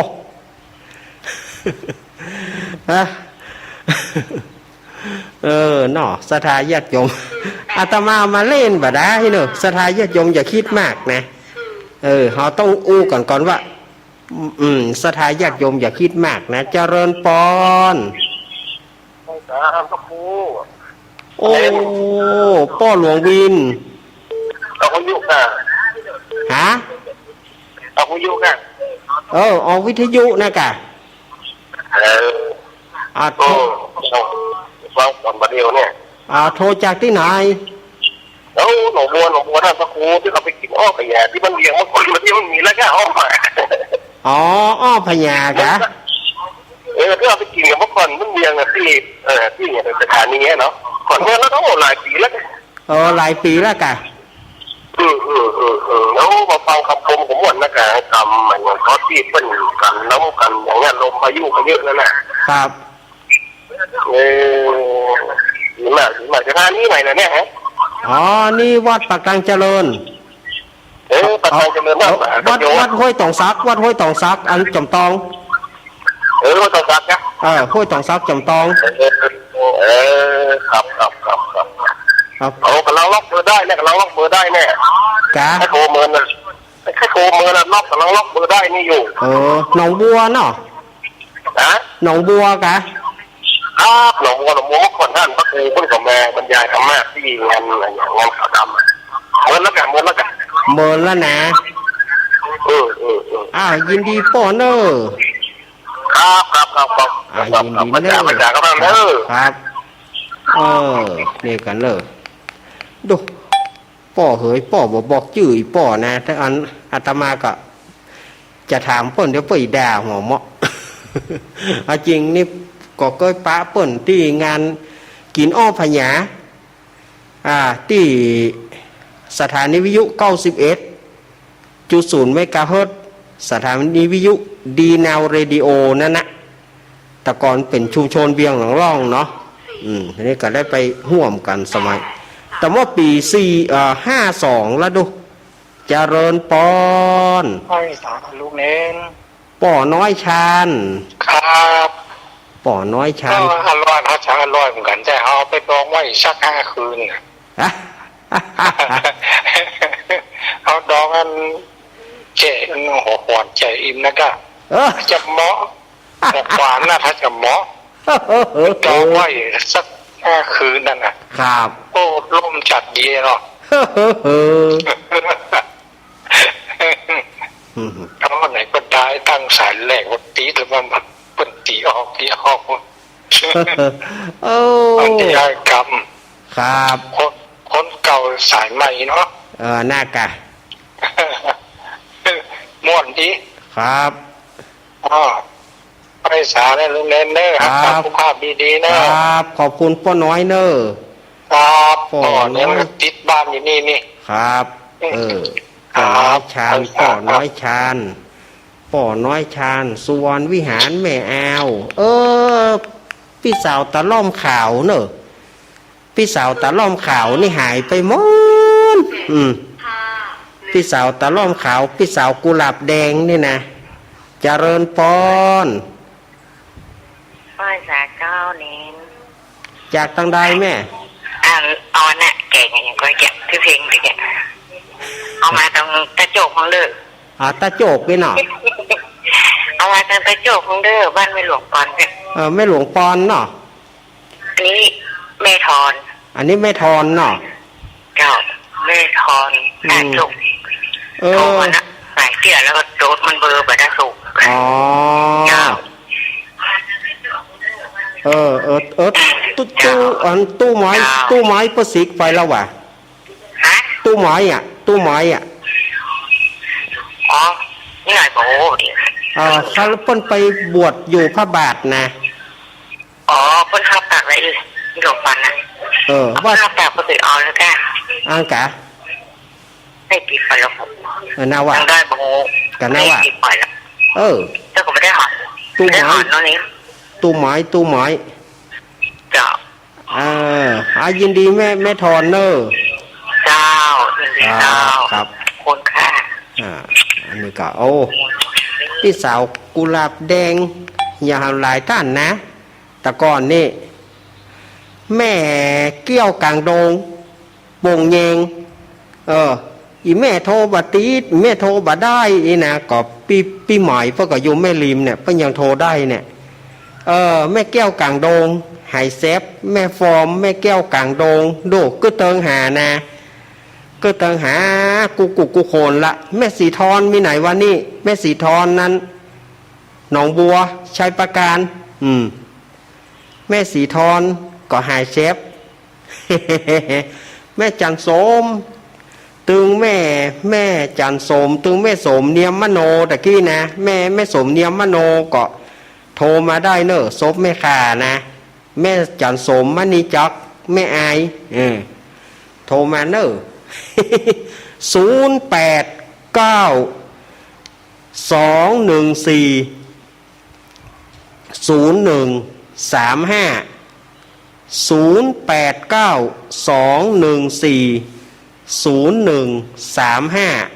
เข้ามาจะจะจากก่อน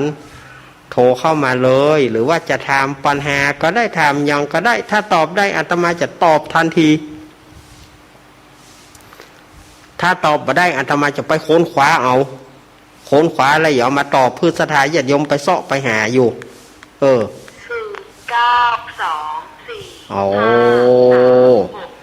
เดี๋ยว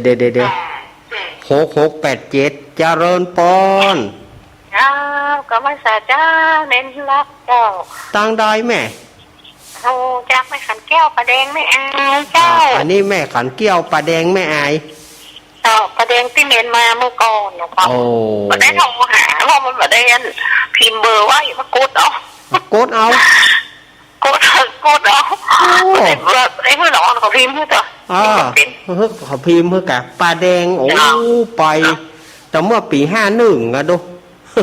โอ้โหจำมันไม่ได้แล้ว 10 กว่าปีละ ฟังอยู่มันไม่ได้พิมพ์เบอร์มันกดประกันอ่ะ เออ ไม่กดเลยลูกกี่เตือนละได้ไปเดียวเนี่ย แนว เจ้าเป็นกำลังใจนะเจ้า แม่ขันเกี้ยวเหมือนกันเนาะ กำลังใจเนอะ ครับ เจ้าก ำลังใจเนาะ สารนะเจ้า ขอบคุณแม่ขันเกี้ยว แม่ขันเกี้ยวอยู่ป่าแดงแม่อาย โอ้ เองไม่อายเจ้า ไปปีนั้นหนาว เจ้า เปิ้นเข้ากล่อมเนาะไปปีนั้นเปิ้นเข้ากล่อมแล้วไปเตะเถียผูกหนึ่งไปเตะทำผูกหนึ่งโอ้หนาวปีกมาถึงบ้านตี 2อ่ะ โอ้ เอา ปีนั้นมันยังแบบเจริญเสือมันมียังการต้อนรับรับสู้ถ้าจะโผล่ของมานะขอบคุณมากเลยเด้อ ก็ไปเป็นหยังแม่ มันบ่เป็นหยังอ่ะเนอะยินดีแม่เนอะ เอาไปกับน้องเต้อ บ่เป็นหยัง แม่ยังบูเรื่องของเราจ้ะ ตอนนี้เขาเกยกันละขอบคุณแม่ มีโอกาสก็มาปากันใหม่เนาะ ครับขอบคุณแม่ขันเกี้ยวเนอะ เจ้าไว้สาธุเจ้า ตอนนั้นมันบ้านเปิ่นก็ย่ำเจริญแต่เตือญาติโยม51อาตมาปล่อยเนาะได้14 ปีแล้วอาตมาเข้าไปที่วัดป่าแดงนั่นนะ14 ปีดูขยมที่ไปขยมที่ไปก็อาตมาตายไป2 คนนั่นแหละอุ้ยแดงก็อุ้ยสวนเจริญปอน เจ้ากับนมัสการเจ้า แม่ยัง อันนี้แม่อำพันธ์เจ้า แม่อำพันธ์แม่อำพันธ์อยู่บ้านยัง อยู่บ้านแม่มาพี่เล็กเจ้า โอ้ ฝางเจ้า บ้านแม่ปานีอะกะแม่ก็บ้านแม่ปานีอะกะแม่มาวอะ บ้านแม่ปานีนะเจ้าแม่ปานีผมไม่ได้โทรเจ้า อันนี้ก็โอ้อีกะบ้านบ้านแม่ว่าจะได้ แม่ฟังอยู่เนอะ ฟังอยู่เนอะ ใจนะเจ้า ฟังอยู่เนาะ เจ้าจดคาถาไว้บนแล้วเนอะ ขอบคุณแม่เนอะขอบคุณนัก จด เน คาถา อะ ไว้บนละฟังเตือนนะเจ้า ครับขอบคุณเนอะ เจ้า แม่อำพันธ์มแม่แมวขี้เล็กก็บ้านแม่ปานีนะกะบ้านแม่ปานีมณีจรนะกะเนาะอีกะฝางโทรมาละฝางโทรมาละ เจริญปอน กราบไปศาลเนนเจ้า แม่พรมาเลย ยายพรมาหรือยังเจ้า มาแล้วยายพรมาสายแหลกแล้ว โอ้มาเจ้าน้อง ยายพรฮะ ต้องยินตอนไม่อันไม่ฮอนอยู่ไม่อายนะทำเมื่อปี28อะเจ้า โอ้ 30 กว่าปีแล้วเนาะ น่ากะ ขนาดไปถึงหน้าหนาวนี่เดี๋ยวซึ่งกึตึงหาแต่หนาวเน็ตแต่นะเจ้าเวลาไปฮอดอยู่บุญโรงพยาบาลเนาะเวลาจะมาจ่ายการก็ลุงเลินมา เวลาลุงเลินมาเจอแขนยาวทำไมฟมสีดำนะมันตึงขาวโพลนไปหมดนะเจ้า โอ้ หนาวขนาดเลยยังกึตึงหาอยู่เจ้ายังจะไปแอวสักเจอเดียวเจ้า ครับ เจ้ากำลังใจลุงเนนเนอะ ครับ ฟังอยู่นะเจ้า ครับผม กราบภาษา ยิน เจ้า ดีเนอแม่พรเนอแม่พรปลาเศร้าอุโมงค์ระบุญเพิ่นเป็นทั้งกรรมการโดยกรรมการรวมคะแนนนะผายได้กี่คะแนนต้องฟังบนผูกแม่พรว่าผายได้คะแนนเพลงเท่าใดอีนะโธ่เลี้ยวอกเลี้ยวใจเตะสถานญาติโยมมาผูกฟังกันทำเนอ104นะมันผูก104ฟังกันเนอเจริญปอน ว่าจะครับเลยครับ ป่อหลวงวิน ตัดเดือนเลย ป่อหลวงวินเดือนนี้มาวันศุกร์กัน บ่ใช่วันนี้มาแตนป้นบ่ได้มาแตนท่านอาจารย์ท่านพระครูบ่ได้ วันศุกร์วันเสาร์วันนี้อ่ะ ช่วงนี้ยังบ่มีเตื้อเพราะมาแตนป้นบ่ได้แต่เอาเป็นช่วงบ่ได้ พบกันวันว่าง ขอรับใจเด้อจันเนี่ย ครับ ขอบคุณป้าหลวงวินเนอร์ป้อหลวงวินป้อหลวงวินสารขี้เหล็กตะกี้แม่แมวขี้เหล็กโอ้เนาะต้นขี้เหล็กเพื่อถ้าจะนักนะสมัยก่อนนะบอกว่าจะเป็นตั้งแม่แมวก็ดีบ้านสารขี้เหล็กก็ดีตั้งใกล้บ้านอาตมาก็เป็นบ้านดงขี้เหล็กใกล้บ้านอาตมานะบ้านดงขี้เหล็กบ้านโฮงนะบ้านดงขี้เหล็ก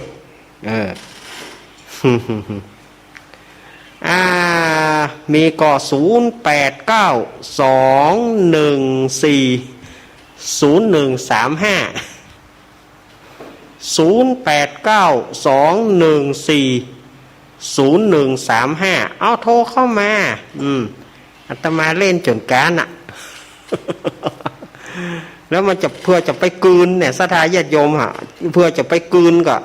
มันจะหมดเวลาแล้วศรัทธาญาติโยมโทรเข้ามากืนน่ะมันจะหมดเวลาเลย เมื่อป้นมีเวลาบ่เอาบ่โทรเหลือเวลาแฮม13 นาทีเหลือเวลา13 นาทีฝ่ายจะโทรเข้ามาตอนอยู่เนอะ0892140135นี่น้องเบี้ยวรอบ2ไว้ชาครับ โอ้วันนี้ก็ฟังนิทานมวดดีนะครับแต่กับข้าวมันกินยากไปหน่อยเฮ้ย ก็เข้ามากินยากกะอันหลังเนี่ยกินยากไปหน่อยครับถ้ากินแล้วเดี๋ยวท้องพังหมดกินเปล่าๆเขาปอกเปลือกตั้งในแล้วมันปอกอยู่แล้วตั้งนอกก็จะกินอย่างไรครับหน้าเก่าว่าแต่ว่ากับข้าวเพชรฆาตของกินยากกินนี่ต้องยกมือเจเนาะโยกโคนเยี่ยมหน่อยปะครับขอบคุณน้องวิลเดอร์จะได้กำลังใจทุกพี่ด้วยนะครับสวัสดีครับครับขอบคุณน้องวิลเดอร์ครับไว้สาครับผม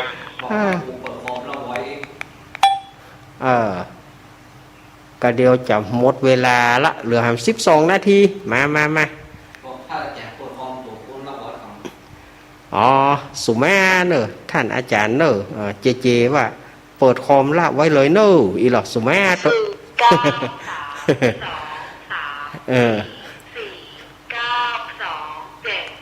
927เจริญปอนท่านพระครูครับจะไปยกเตอะพระครูพระเคอขอหมอกลูกหมอกหลานก็เอาละครับไปถามพี่อันฝังเกลือตะกี้ครับก็ถามฝังเกลือตะกี้เนาะครับโทรจากไหนโทรจากหางดงครับหางดงเนาะครับป้อยังประมูลครับประมูลนี่เนาะครับหมังมูลตุ่นเต้าบ่ครับหมังมูลตุ่นเต้าถ้าแต่งบ้านแต่งอย่างเพื่อจะขอผมนั่นหรอข้าวของหมังมูลตุ่นเต้าครับเนาะก็เดี๋ยวบอกขึ้นเนอะเดี๋ยวจะบอกขึ้นเนอะครับเดี๋ยวบอกขอบคุณป้อมูลป้อมูลปนบอกกระถาทำกรรมกระถาการฟังเกลือป้อคูดทางแจงวันตะวันออกก่อนเนอะมุมวันออกก่อนนะบอกว่าสวนบอกว่าบ้านนะคูดมุมวันออกก่อนแล้วก็มาคูดทิศใต้บัดท่านหน้ากะบอกนี่บัดได้เมื่อเขาจะฟังเกลือลงนี่บัดได้เจริญปอนเจ้าท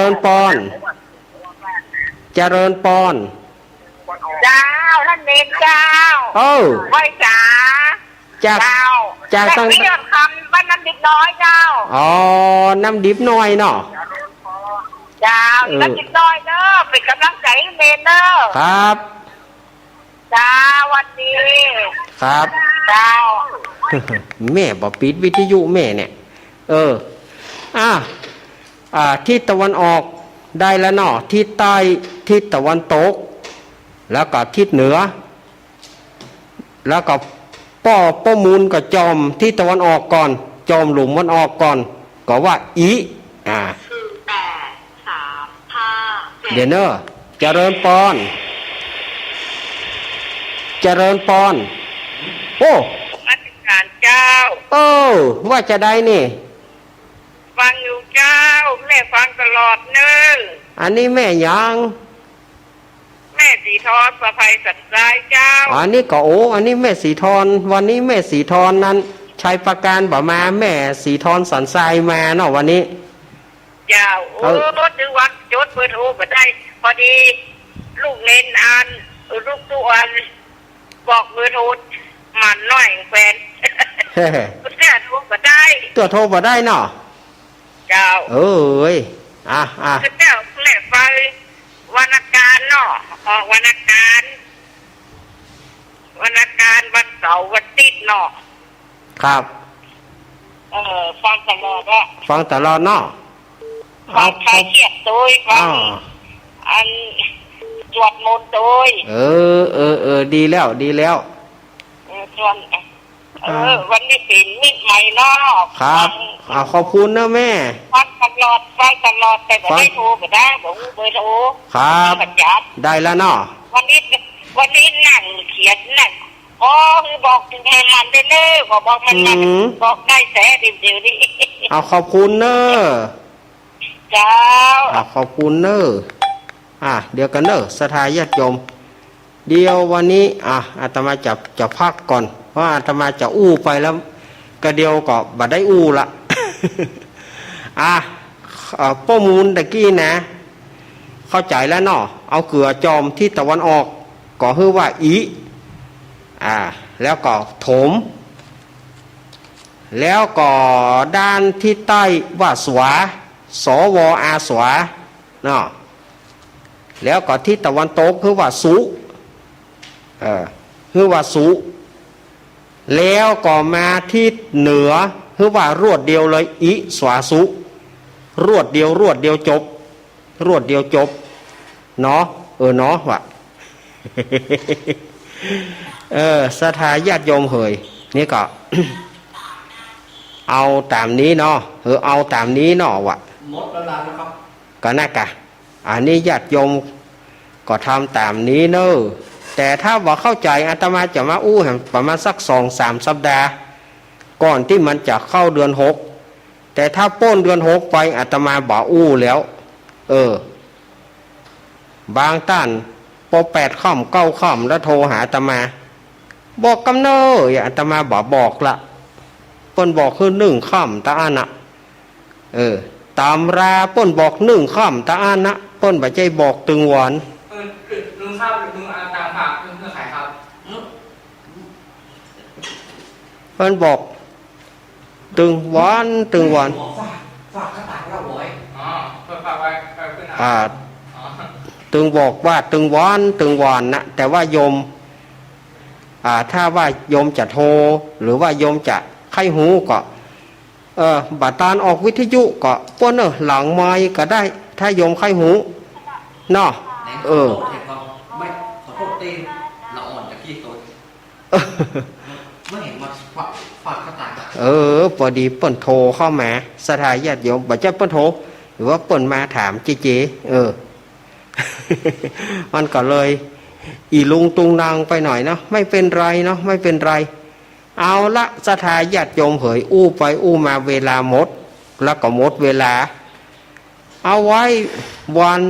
ใดโอกาสหน้าก่อนเนอะถ้าเมื่อวานนะโอกาสดีๆก่อนอาตมาจะมาอู้ให้ฟังแถมแต่ถ้าจะปะกันก็คือวัน